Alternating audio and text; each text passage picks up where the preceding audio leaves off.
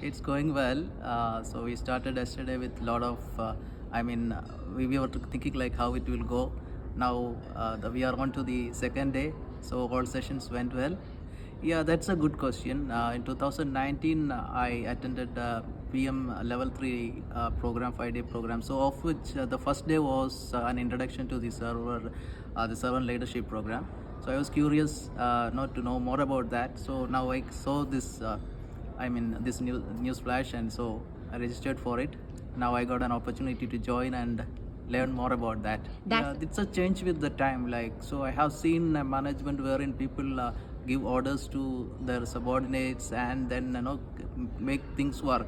So from there, it's actually a change of the concept to an area where the team actually that gets the prime importance, and we have to listen to them. So it is actually very important to understand what their feelings are, how they how they want the things to take forward. So in a way, that actually goes with the time, and this is the concept that will run on this at this moment. Yeah, definitely I'll suggest my colleagues, everyone to join this.